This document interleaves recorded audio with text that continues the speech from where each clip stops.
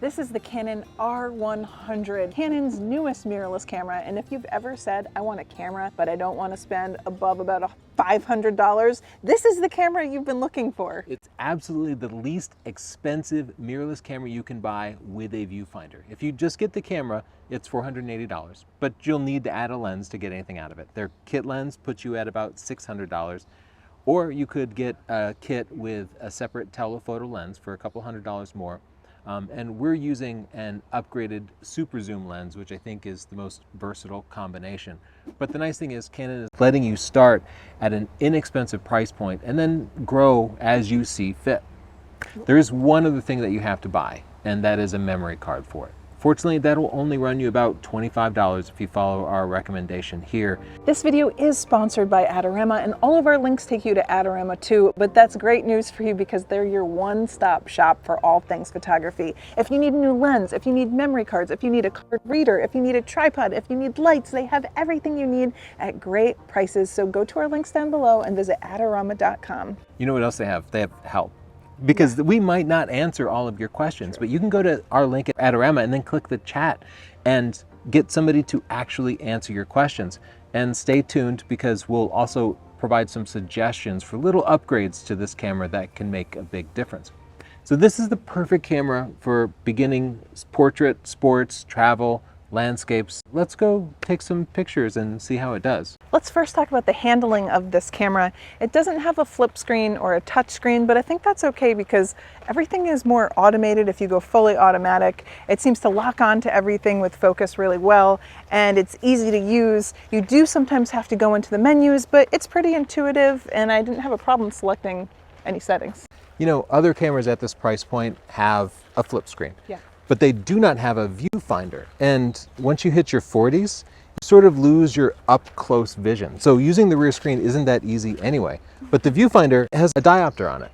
So I can hold it up to my eye and get everything crisp and sharp. A diopter is a little dial that allows you to adjust your viewfinder to your eyesight. So if you want to take off your glasses and look through the viewfinder, you can make it fit your vision so that you can see everything clearly. Another thing is the rear screen is usually not visible in the sun. Like it's on right now, but you probably can't see it.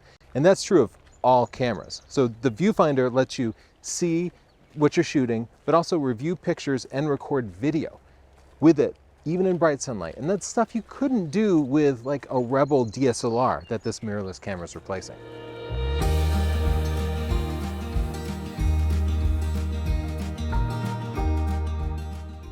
You know, Chelsea and I are professional photographers, so we use these like very expensive, very complex cameras, and we're used to all the buttons and dials and manually controlling everything.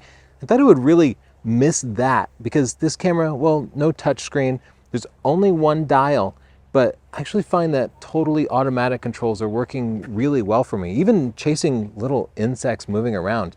The autofocus on this is completely transparent, like it just somehow always finds the subject and gets it in focus, and I can easily just change scenes if I want to switch to portraits or sports, though you might not necessarily need to. And the video is working really well, so I don't necessarily need to control all of those things.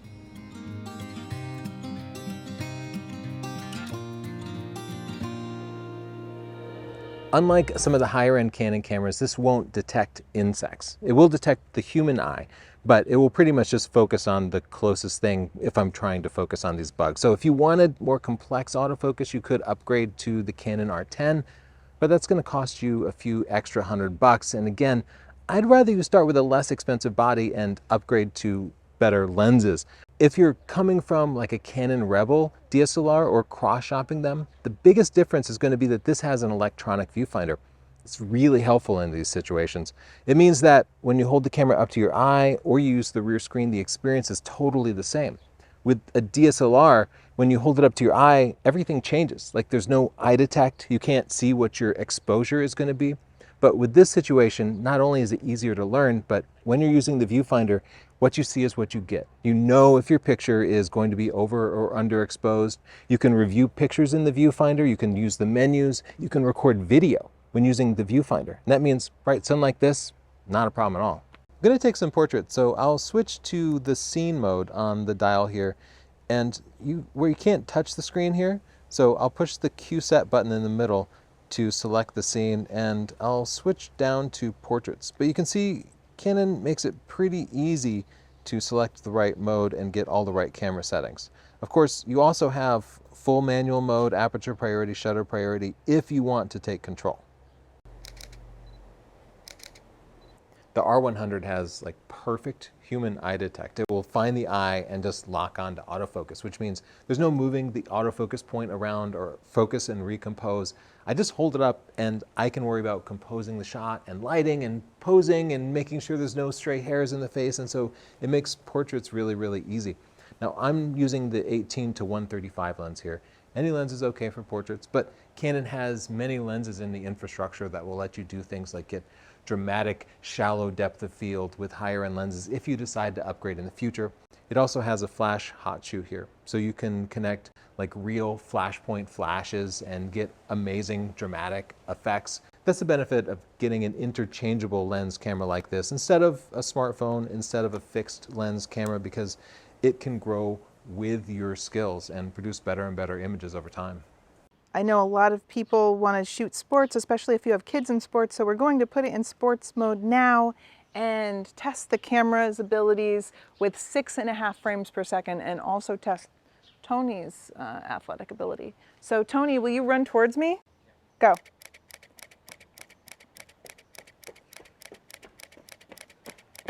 So it is detecting his eye. It's keeping the eye detection box on his eye the entire time. And that'll be great if you're taking photos of your kid playing soccer or baseball and they're running to the first base. It's gonna keep their face in focus. I wanna mention that this isn't the kit lens included. This is another kit lens. It's the 18 to 150. And that's great because if you're doing something like wildlife or sports, it gives you more reach so you can get closer to your subject. The standard kit lens is 18 to 45, a 2.5 times zoom, so it doesn't have that much reach.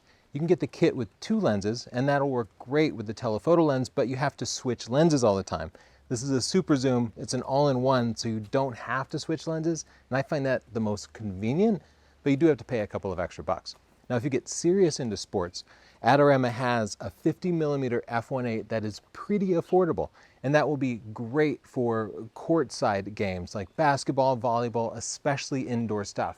Because it's f1.8, it's going to be gathering a lot of light and producing nice, clean images, way better than any smartphone could do. You could also upgrade to a 70-200 f4 or 70-200 f2.8 once you decide that you're really into sports photography and you want the ultimate results. If I'm starting to lose you, don't worry, because you can go to this link at Adorama and click the chat button, and somebody there can help navigate you through the sort of complex world that is camera gear. And you don't have to figure it all out now. Just like get your basic camera and get started, and the rest will kind of fall into place naturally over time. Some other accessories that would be great that you can get would be a tripod if you want to take long exposures or group photos that you're in, or some lighting. Adorama also has that. You might want an extra memory card or a card reader. Everything is available at Adorama, and we're going to get into video next, but you might also want a microphone because it has a mic input. We have suggested links for our favorite accessories for the R100. They're all in the description, and they'll take you to Adorama, which is our favorite place to shop. So anytime you're shopping for anything photography or video related, be sure to start there. Thanks for sponsoring us, Adorama.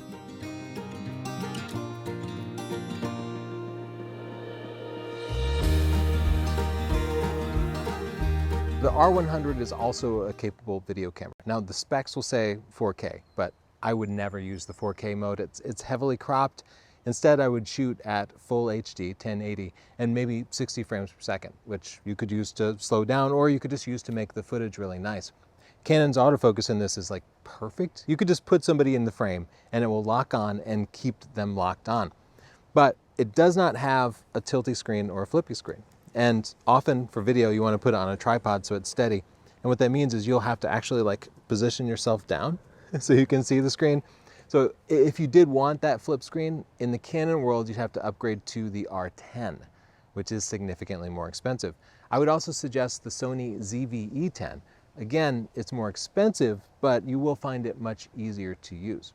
Still, if you're not filming yourself and you don't need to get in front of the camera, if you're always back here, this camera is capable of producing very capable video results. A lot of people also want to do some wildlife, maybe take some pictures of the birds at the feeder. I'm always back here. The kit lens isn't going to have enough reach for you, but Canon makes a couple of lenses that are budget oriented and can produce really like professional grade wildlife results. The 600 and 800 millimeter f11 lenses are my favorite for people starting out in wildlife photography. And I'm finding that it's doing just great. It will lock focus on, and the stabilization with the lens is working really well, and it's producing good results for me, even as the animals are moving around. The R100 doesn't have animal IAF. You would need to upgrade to the Canon R10, or the Canon R7 is a little bit better than that. You really do see a difference in the ease of use and the results when you pay more for the camera bodies in those situations, but then you'd have less budget to spend on the lens. So if you do want to get into wildlife, you might go for the lesser body here and save some budget to get better quality glass, because especially for wildlife, that's going to make a big difference. Chelsea, who should buy the Canon R100? I think this is a great camera for the person who wants to stay within around a $600 budget. It's also really good for people learning photography, the student, the hobbyist, the enthusiast. I think even if you said your budget was $1,000, I would say get the R100 and save the rest of the budget to get some nice flashes, a tripod, a lens, because it is all those accessories that do so much for your image quality. That's a good point. It's not the right camera for everybody though. Like a lot of young people nowadays, they're wanting to make TikTok videos, they're wanting to make YouTube videos. For that kind of thing, you would need a flip forward screen like this Nikon Z30 has. And this doesn't have that. It's not that great for video. It doesn't have a touch screen to allow you to select a specific focusing point. So if those are your goals, you could stay in the Canon system and get the Canon R10. That's amazing at that stuff. But my favorite suggestion for video creators is the Sony ZV-E10. It's a little less expensive than the R10, but Sony also has a lot of good lenses for video. If you want this camera or any other camera, lenses, accessory, lights, SD cards, go to Adorama. They have great deals, great customer service, and people there, real people who know a lot about photography who can answer any of your questions. And use our links because that helps to support us, because it just tells Adorama that you heard about it through us, and it helps to keep these unbiased reviews possible. So thanks for sponsoring us, Adorama. If you like this video and you want to see more reviews like this one, hit the subscribe and the notification bell, and you'll see when a new video is out from us. And we'll be making a full tutorial for the R100, so if you already bought it, subscribe and I'll show you everything you need to know. Bye.